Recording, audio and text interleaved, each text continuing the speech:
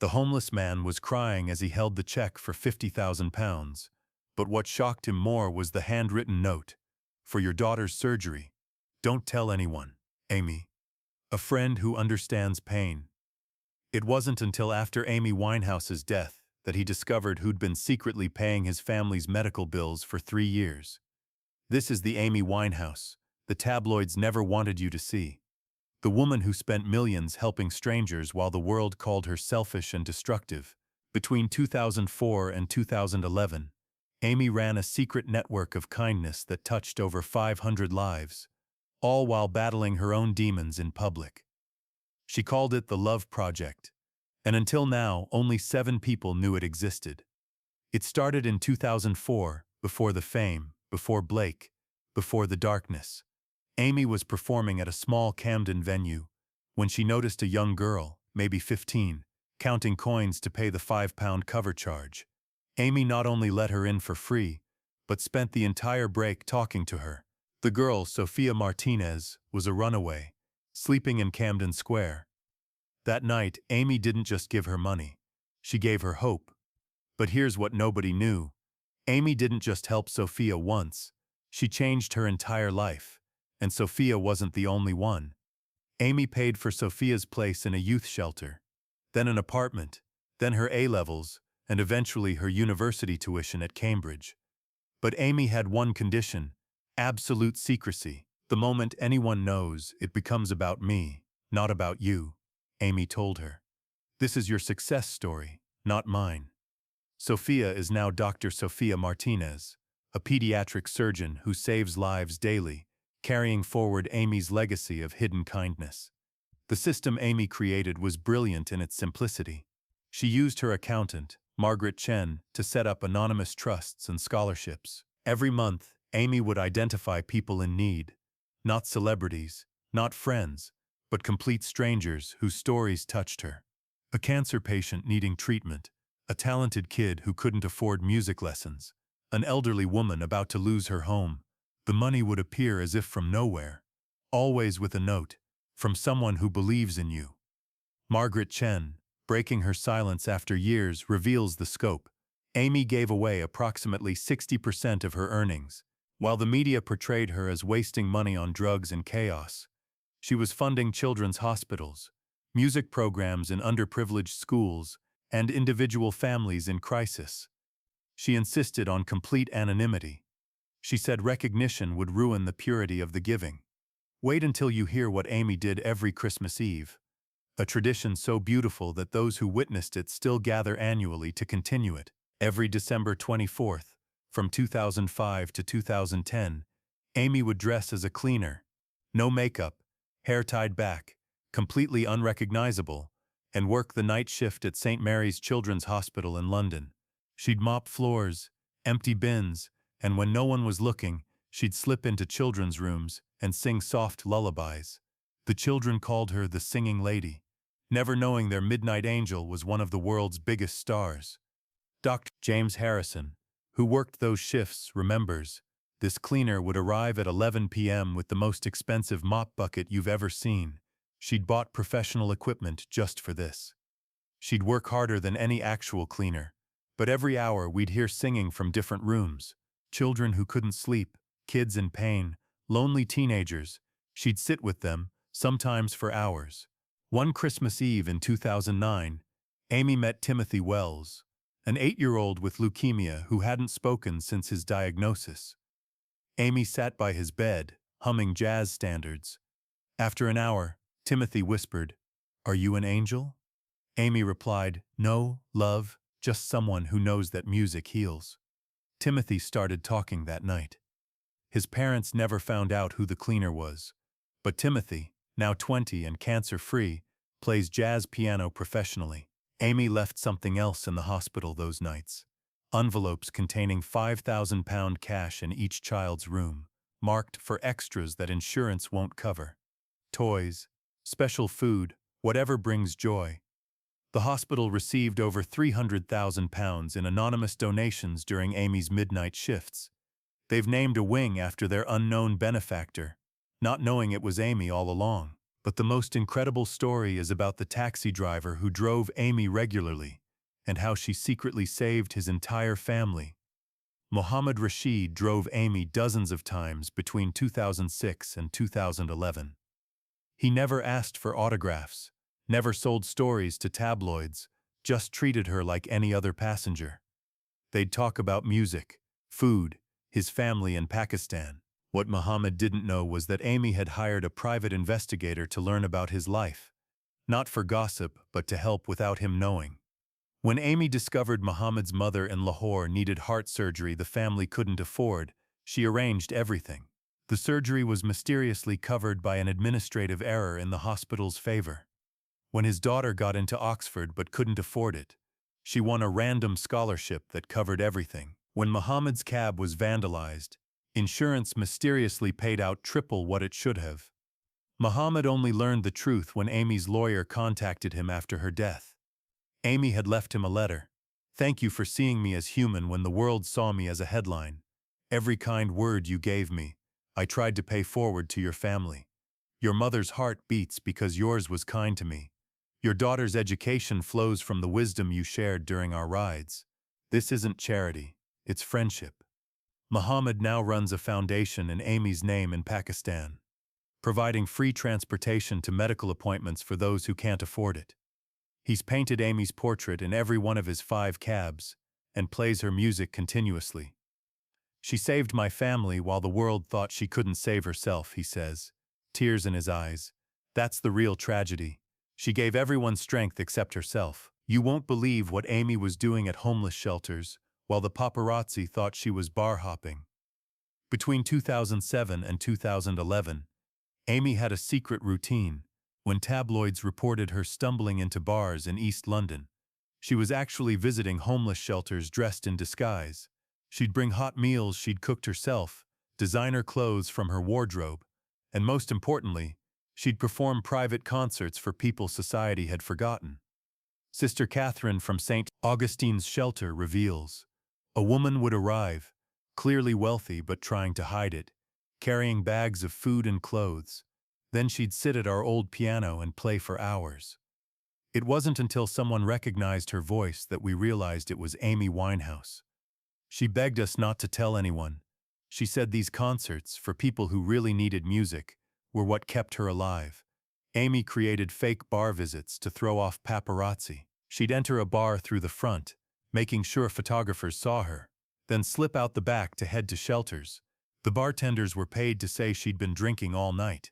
Meanwhile, Amy was serving soup, washing dishes, and singing jazz standards to rooms full of people who'd lost everything but found hope in her voice.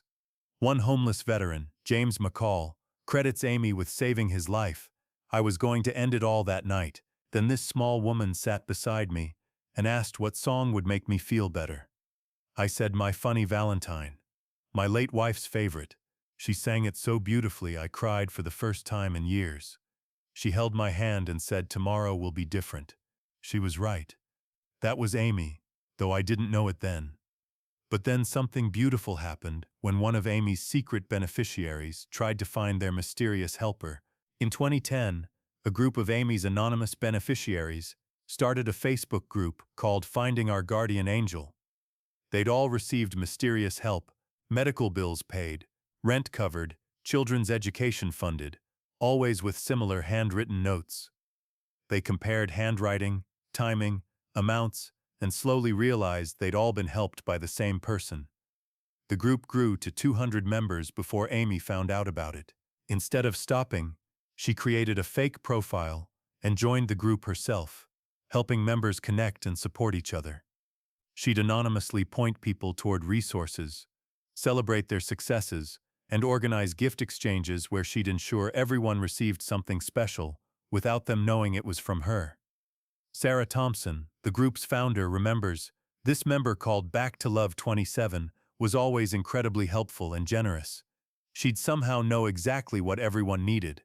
When my son needed a rare medical treatment, Back to Love 27 connected me with the exact right doctor." It wasn't until after Amy died and the profile disappeared that we realized it had been her all along. The group discovered Amy's identity when her accountant, following Amy's posthumous instructions, sent them all a final letter. If you're reading this, I'm gone, but the love we shared isn't. You were never charity cases to me. You were teachers, showing me that kindness matters more than fame. Please keep helping each other. That's my real legacy. All my love, Amy, aka Back to Love 27. The most heartbreaking discovery was the children's music school Amy was secretly building in Camden in early 2011, while the world watched Amy deteriorating publicly. She was privately working on her dream project, a free music school for underprivileged children in Camden. She'd bought an old warehouse, hired architects, chosen teachers, even designed the curriculum herself. It was going to be called Cynthia's House after her beloved grandmother, though nobody would know Amy was behind it. The project manager, David Clark, shares. Amy would come to planning meetings stone-cold sober, passionate, articulate, completely different from her public persona. She'd spent hours choosing the right pianos, making sure we had left-handed guitars, insisting on a recording studio so kids could hear themselves professionally. She said, "Music saved me until it destroyed me. Maybe it can just save them." Amy had personally selected the first 50 students from local schools, focusing on kids with difficult backgrounds. She'd watched their school performances secretly, read their stories, even had their music teachers provide recommendations without knowing why. Each child was to receive not just free lessons but instruments, concert clothes, and mentorship from professional musicians Amy had quietly recruited. The school was set to open on August 1, 2011. Amy died on July 23. At the unfinished building, workers found Amy's handwritten notes for the opening speech she'd never give. Music is the only magic that's real. It can take a broken heart and make it sing. These children aren't learning notes. They're learning that their voices matter, that their pain can become beauty, that they're worth listening to. What happened after Amy's death, when all her secret beneficiaries came together, will restore your faith in humanity. On the first anniversary of Amy's death, July 23, 2012, something extraordinary happened. Over 300 people gathered at Camden Square, all recipients of Amy's secret kindness. They'd found each other through social media, shared stories, and decided to honor her the way she'd lived, quietly, beautifully, without seeking attention. Each person brought a white rose and a card describing how Amy had helped them. A mother whose son's autism therapy Amy funded. A musician whose rehab Amy paid for. A family whose home Amy saved from foreclosure. They stood in silence for 27 minutes, then sang Valerie together, their voices carrying across Camden, reaching windows where Amy once lived. But they didn't just gather to mourn. They created Amy's Army, a network committed to continuing her work. Each member pledged to help one stranger annually, anonymously, with a note saying, "From Amy's friend." The network has grown to 10,000 members globally, generating millions in anonymous donations. They've funded medical treatments, education, rent assistance, and yes, they finished Amy's music school. Cynthia's House opened on July 23, 2013, exactly 2 years after Amy's death. The funding came from a mysterious benefactor who purchased all of Amy's unreleased recordings for an undisclosed sum, later revealed to be Tony Bennett, who knew about Amy's dream. The school now teaches 500 children annually, all for free, all in Amy's spirit of quiet generosity. Dr. Sophia Martinez, the runaway Amy first helped, now serves on the school's board. Amy used to say that fame was poison, but money was medicine, if you used it right. She medicated hundreds of people's problems while poisoning herself with publicity. The tragedy isn't that Amy died, it's that she died thinking she was worthless when she was actually invaluable to so many. Blake Fielder Civil, in a moment of clarity, revealed, Amy gave away more than she spent on drugs. Every dealer she paid, she'd match that amount to charity. She said it was karmic balance.